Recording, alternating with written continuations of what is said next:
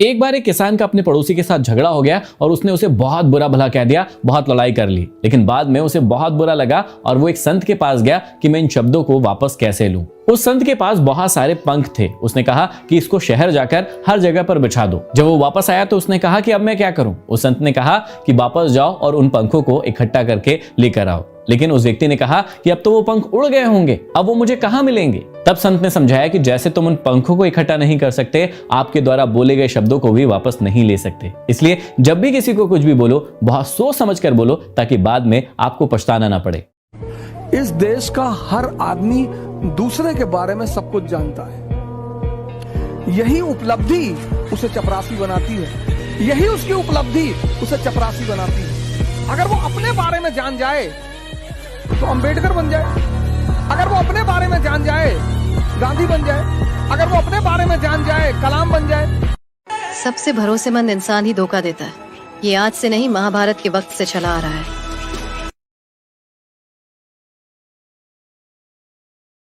दुनिया गई भाड़ में, दुनिया क्या सोचेगी इस चक्कर में। कभी दुनिया के सक्सेसफुल लोग नहीं रहते, कभी नहीं रहते। मुकेश अंबानी ने नहीं सोचा, दुनिया बोलेगी साला नाई की दुकान खोल रहा हूं मैं। मुकेश अंबानी ने नहीं सोचा ये नहीं सोचा। टाटा ने ट्रक बनाता था, स्तुति बोलती थी कि नमक बेचूंगा तो दुनिया क्या कहेगी। कभी नहीं, कभी नहीं जिंदगी में। रिलायंस ने जूतों के शोरूम खोले, नहीं सोचा। अपनी जिंदगी में लोग क्या कहेंगे, ये गरीबों का मूल मंत्र है। लोग क्या कहेंगे ये मायने रखता उनके लिए। लेकिन जो लोग जिंदगी में, जिनको लोग सौभाग्यशाली कहते हैं ना, अरे रे ये तो सौभाग्यशाली है, टाटा बिरला डालमिया सिंघानिया आज अंबानी। सौभाग्यशाली नहीं, कितना त्याग और तपस्या की होगी, कितने सुखों को छोड़ा होगा, और कितनी बार लोगों की भक्तियां सुनी होगी, कितनी बार लोगों के कुछ न कुछ ऐसे चुभते हुए बातें सुनी होगी जो जीवन में तकलीफ देती है। पढ़ाई नहीं की हो, उसको पेपर एक रंग का दो, चाहे 2 रंग का, चाहे 3 रंग का दो, इसका भाग्य जन्मेगा। लेकिन जिसने पूरे साल पढ़ाई की है, मतलब तैयारी की है ना, अब इसके पास जिस दिन पेपर आएगा उस दिन ये तूफान मचाएगा, क्योंकि तैयारी को अवसर मिल गया। जो इंसान अपनी जिंदगी में अपने हर दौर में तैयारी से पीछे नहीं हटता, उसको जब जब अवसर मिलेंगे वो तूफान मचाएगा, वो तूफान मचाएगा।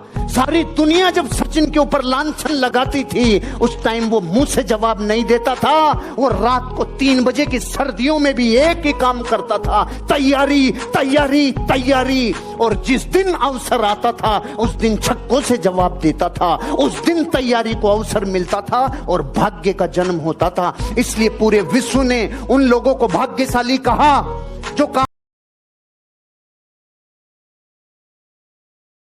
अकबर के दरबार में 56 भोग लग गए। अकबर ने आदेश दिया भोजन शुरू करो, सबने खाना चालू कर दिया। लेकिन एक आदमी के हमेशा कीड़ा चलता था, बीरबल। उसने कहा मैं नहीं खाऊंगा। क्यों? काश वो होती तो। अरे खा ले, बाद में बता। नहीं, काश वो होती तो। ले बता कौन होती तो? काश भूख होती तो। बिना भूख के 56 भोग भी खट्टी डकारे लाएंगे, और भूख होगी तो 3 दिन की सूखी रोटी भी असर करेगी। आप में भूख चाहिए पहले तो, कि मुझे मेरी बुरी आदतों को मिटाना होगा, मुझे मेरी गलत आदतों को हटाना होगा।